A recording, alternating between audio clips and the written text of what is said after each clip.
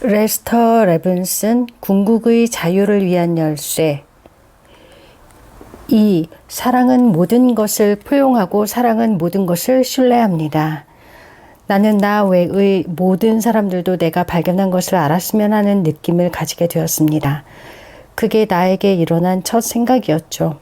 하지만 내가 어떻게 그걸 할 수가 있을까요? 나는 가장 효과적인 방법이 아이들의 교육 시스템에 이 지식을 도입하는 것이라고 생각했습니다.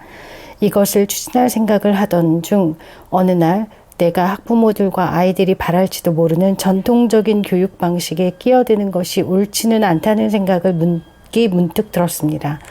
이것은 아이들과 부모들이 카르마에 끼어들어 간섭하는 것이 될지도 모른다는 것이었죠. 그래서 나는 그 계획을 놓아보내기로 했습니다.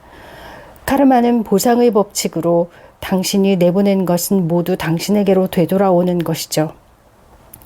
나는 아이들의 삶의 방식에 끼어들어 간섭할 권리가 없었습니다. 왜냐하면 그들의 삶은 그들이 선택한 대로 조화를 이루어 나갈 것이기 때문이었죠. 그래서 두 번째로 떠오른 생각이 나는 내가 이룬 모든 것들을 증명해 보이리라는 것이었습니다. 그리고 그것이 자연스럽고 과학적인 것이라 생각했죠. 내가 다른 이들에게 모든 것을 증명해 보인다면 내가 그들에게 이야기하는 것보다 더 효과적이라는 것이죠. 그래서 나는 나에게 찾아온 이 모든 새로운 깨우침들을 입증해 나가기로 했습니다. 나는 내가 원하는 것들을 심상화하기 시작했습니다. 처음에는 소소한 것들이었죠. 그리고 그것들은 아주 빨리 현실화되었습니다. 그러자 나는 내가 큰 소망들을 얻지 못하도록 가로막는 유일한 것은 내가 감히 큰 것들을 기대할 수 있으리라 생각지 못하는 바로 그것뿐이라는 것을 깨달았어요.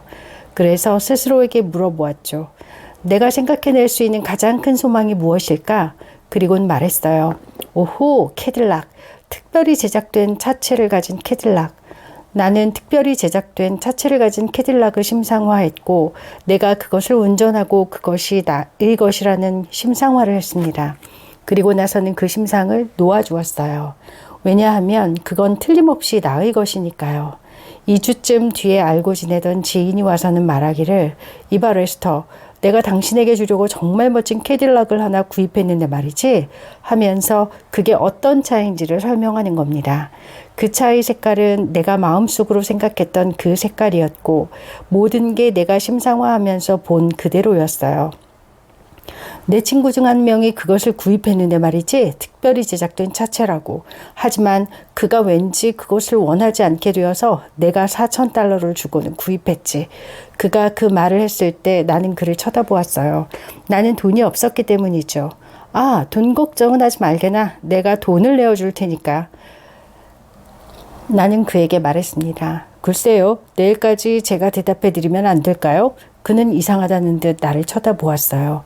누가 이런 제안에 대답을 하루 있다가 해준다고 하겠어요? 하지만 그는 말했습니다. 아, 물론 괜찮아요. 그렇게 해요. 나는 생각을 해보았습니다. 나는 오래된 차를 처분한 상태였어요. 뉴욕시에서는 그게 귀찮은 골칫거리였어요. 그리고 나는 캐딜락 같은 차를 몰고 다니면서 호사스럽게 지내는 게 별로였어요. 나는 사람들과 잘 어울리고 싶었고 대부분의 사람들은 캐딜락을 몰고 다닐 형편이 못 되었죠. 그리고 나는 다른 사람들이 질투의 대상이 되고 싶지도 않았고요. 또 이렇게도 생각을 했어요. 그래, 내가 지금 이걸 해낼 수 있다면 언제라도 다시 해낼 수가 있어. 다음 날이 되었을 때 나는 그 차를 받기를 거절했어요. 그건 제 친구에게는 너무나 놀라워서 거의 충격적인 일이었죠. 나는 이런 식으로 내가 깨달은 다른 모든 법칙들을 증명해 나갔어요. 나는 처음부터 언젠가는 내가 세상으로 다시 돌아가야 한다는 것을 알고 있었습니다. 하지만 그 당시에는 너무 멀리 와 있어서 그러긴 힘들었어요. 모든 사람들의 마음속이 책처럼 활짝 펴져 있었어요. 나는 사람들에게 이렇게 말하곤 했어요. 당신이 만약 이러이러한 것들을 한다면 당신의 문제거리는 해결될 겁니다.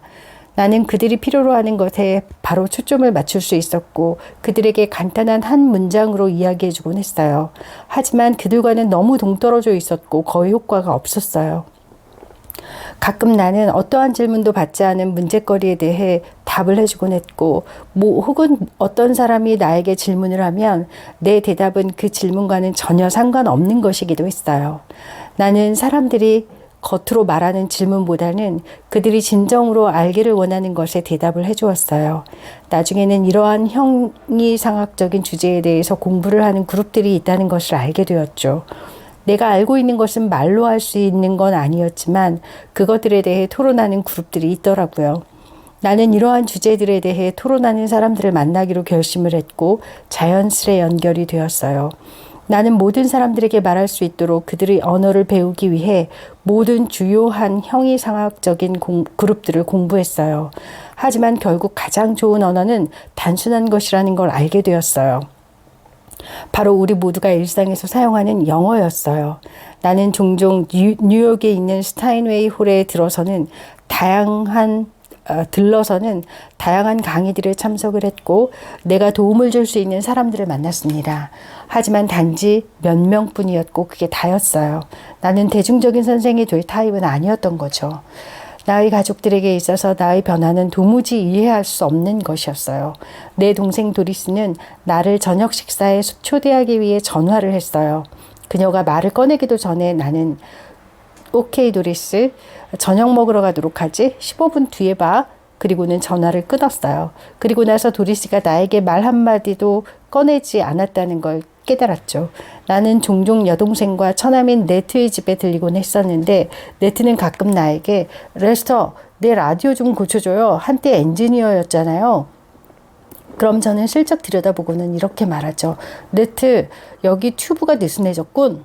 이렇게 말하고 튜브를 조여주면 그건 작동이 되곤 했어요. 내가 이렇게 6번인가 8번인가 고쳐주고 난 다음에 네트가 알아차리곤 이렇게 말했어요. 근데 레스터, 좀 이상한 게 있어요. 나의 라디오나 하이파이가 고장날 때마다 당신은 매번 튜브가 느슨해졌다고 그러고 조이기만 하면 작동이 됐는데 어떻게 그럴 수가 있죠? 나는 말했어요. 네트, 그건 그냥 튜브가 느슨해진 것일 뿐이라고. 나는 그가 내가 한 말을 믿지 않으리라는 것을 알고 있었죠. 그는 그런 이상한 일을 받아들일 수가 없었을 거예요. 나는 그저 라디오를 완벽한 것으로 보았고 단지 그가 이해할 수 있도록 튜브를 만지작거린 것일 뿐이었죠. 깨달음을 얻은 후에 나는 다른 사람들에게 그들도 자신이 원하는 것은 무엇이든지 가질 수 있다는 것을 증명하기를 원했어요. 심지어 나는 백만장자가 되었어요. 나는 부동산 사업을 시작했습니다. 내 생각은 내가 투자할 돈이 하나도 없이 맨하탄의 빌딩을 몇 개나 가질 수 있을까 하는 것이었습니다. 사실 그 당시에는 돈이 한 푼도 없었어요. 빌딩에 투자할 돈이 한 푼도 없었지만 나는 내가 맨하탄의 그 빌딩들을 다 살 수 있다는 것을 분명히 보았어요. 그리고 나는 그 생각을 계속 밀고 나갔죠. 내가 구입한 첫 번째 건물은 하나의 단위로 인접해 있는 2개의 10가구가 들어있는 건물이었어요. 나는 그것을 아주 좋은 가격에 구입했기 때문에 은행이 그 건물을 평가하고 융자를 해준 돈으로 그 빌딩을 구입하고도 $1,000나 남았어요. 그래서 나는 이제 2채의 건물과 덤으로 $1,000를 가지게 되었죠. 다음으로 나는 $500를 보증금으로 내고서는 동부 79번 거리에 있는 18개의 집들을 계약했습니다.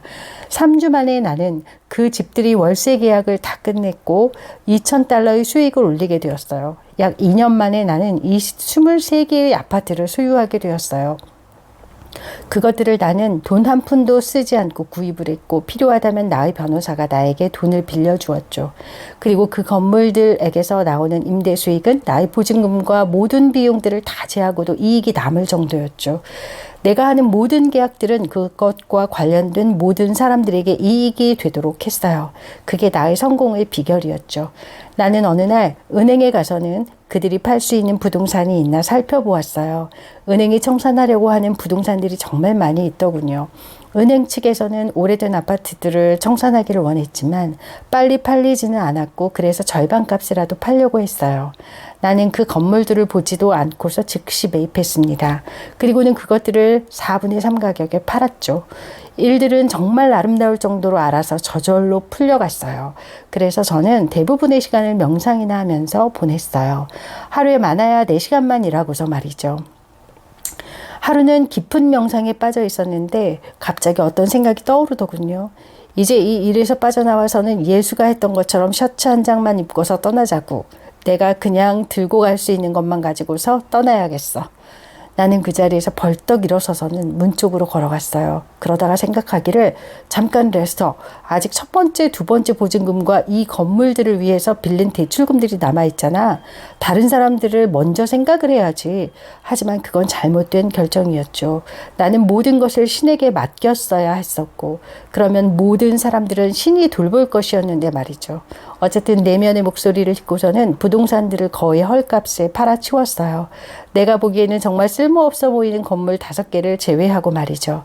내가 그 건물들을 산 이유는 그 건물들이 시로부터 부적격 판정을 받아서 몇 개월 내에 새로운 건축 프로젝트에 포함이 될 것이고 이익을 얻을 수 있을 것이라 생각해서였죠.